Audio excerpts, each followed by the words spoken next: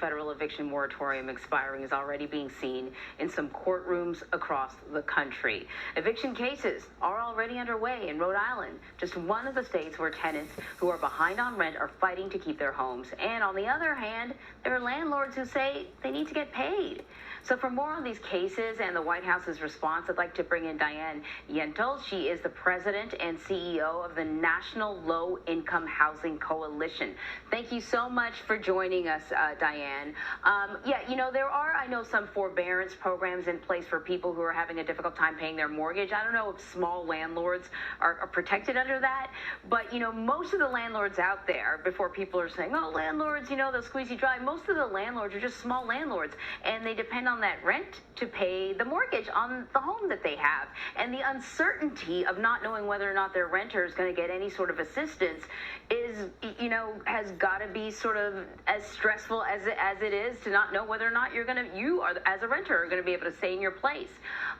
You, I'm sure, have been getting all sorts of calls since Saturday and probably right before Saturday. What kind of calls has your office been receiving since the federal ban on evictions expired? Sure, lots to say, and thanks so much for having me. First to say that, yes, small landlords rely on rental income in order to be able to pay their own bills, to keep the lights on, to continue to maintain and operate their properties.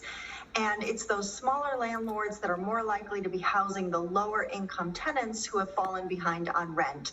That's why the emergency rental assistance has always been so essential to be paired with the federal eviction moratorium so that tenants can stay stably and safely housed during the pandemic, and so that tenants don't accrue more debt than they can pay off in their lifetimes, and so landlords get the money they need to maintain and operate their properties. The challenge, as our previous speaker spoke to very well, is that the money is getting out far too slowly to reach the tenants and the landlords who need it. There are also challenges in some places where landlords are refusing to participate in the program for a whole variety of reasons. And in some cases, this means that the tenants don't get any assistance at all. So there are a number of challenges here that need to be addressed.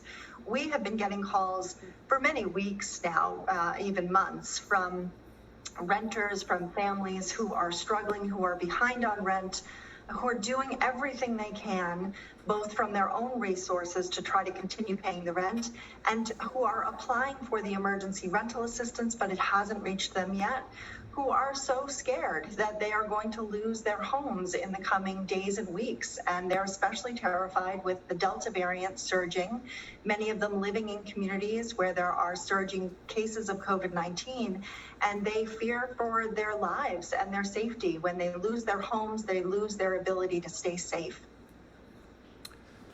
So what are your thoughts then on the efforts announced by the White House yesterday? Will that be enough? It's not enough. It's a patchwork of solutions, as we've had throughout the pandemic, but it's certainly better than nothing. The federal eviction moratorium was an essential lifeline that kept tens of millions of renters who otherwise would have lost their homes during a global pandemic stably housed during it. And now we have about 6.5 million families with up to 15 million people within them who are behind on rent and at heightened risk of losing their homes now that the moratorium has expired.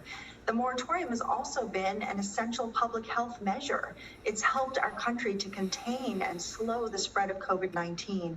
And evictions have been shown to increase spread of and deaths from COVID-19. So with the expiration of the moratorium, and so many families behind on rent, we're looking at the very real possibility of a wave of evictions and increased spread and potential preventable deaths from COVID-19.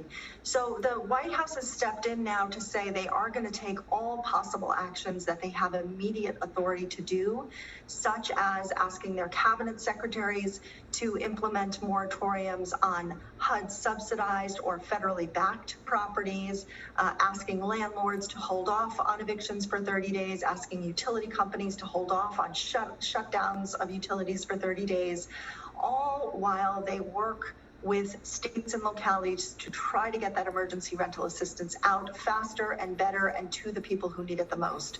So, these measures that the White House have announced if taken in full and implemented in their entirety, they could save lives.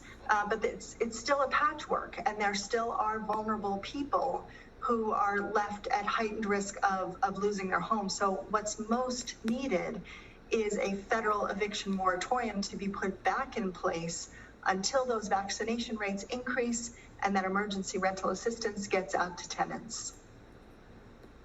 Now, in regards to these rental assistance programs, and I know there are probably thousands across the country, so you can't sort of speak specifically, but in general, are there general reasons why the money's not getting to the people who need it? Is it a lack of, I don't know, publicity that people don't realize that these programs are available, or is it too much red tape and so it's very difficult to navigate? What's going on?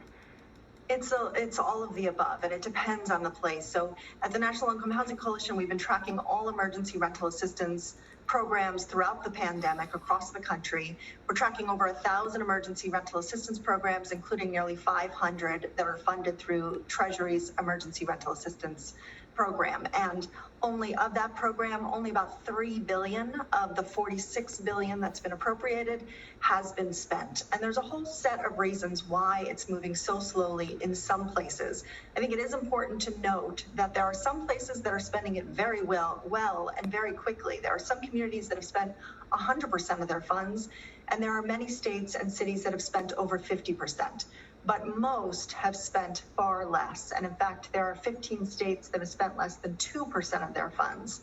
So there's a variety of reasons why.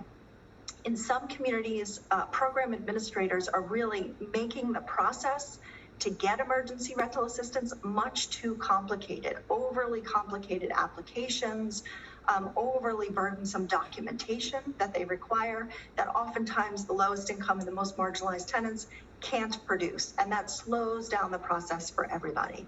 In some places, program administrators are overwhelmed and they don't have the capacity, they don't have the staff that they need or the technology to be able to handle the deluge of applications that are coming in.